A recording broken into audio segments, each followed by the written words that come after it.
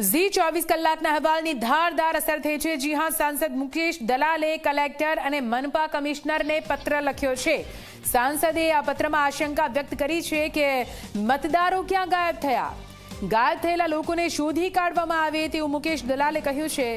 મતદારો સાચા છે તો ભાગવાની જરૂર કેમ પડી તે તપાસ કરો। રાતોરાત આટલી મોટી સંખ્યામાં લોકો ક્યાં અદ્રશ્ય થઈ ગયા તે તપાસ કરવા માટે મુકેશ દલાલે આદેશ આપ્યા છે।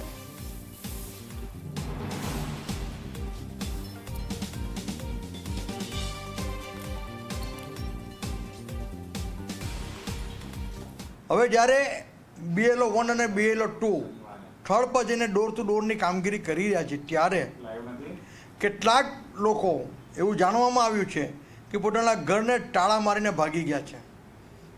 હવે મને સમજણ એ નથી પડતી કે જ્યારે BLO 1 સ્થળ પર મતદાનની નોંધણીની કામગીરી કરવા તમારે ત્યાં આવે છે તો તમે સમૂહમાં કેમ ઘરમાં તાળા મારીને ચાલી જાઓ છો, ભાગી જાઓ છો।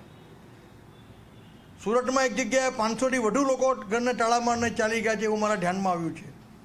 આવું તો કદાચ સમગ્ર ગુજરાતમાં બન્યું હોઈ શકે, સમગ્ર દેશમાં બન્યું હોઈ શકે। તમારો શું ઈરાદો છે?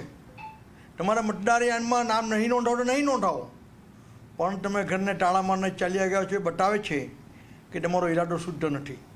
આથી મેં પત્ર લખીને કલેક્ટરશ્રી અને પોલીસ કમિશનરશ્રીને તાકીદ કરી છે કે આ જે લોકો ઘરને તાળા મારીને ચાલી ગયા છે, ઈરાદાપૂર્વક ચાલી ગયા છે, તે લોકોને તપાસ કરીને શોધીને એ લોકોનો ઇતિહાસ તપાસવામાં આવે અને જો ભૂતકાળમાં એ લોકો કોઈ ગુનાહિત કૃત્યમાં સંડોવાયેલો હોય તો એ લોકો સામે કાનૂની કાર્યવાહી કરવામાં આવે। તો આપ જુઓ, અહીં સવાલ પૂછવામાં આવ્યો છે કે ગાયબ થયેલા લોકો સુરત શહેરની શાંતિ અને અસ્મિતા માટે મોટું જોખમ છે। આ લોકો અચાનકથી ક્યાં અદ્રશ્ય થઈ ગયા તેવો સવાલ સાંસદ મુકેશ દલાલે પૂછ્યો છે। કલેક્ટર અને મનપા કમિશનરને પત્ર લખ્યો છે અને તેમને શોધવા માટે આદેશ આપવામાં આવ્યા છે।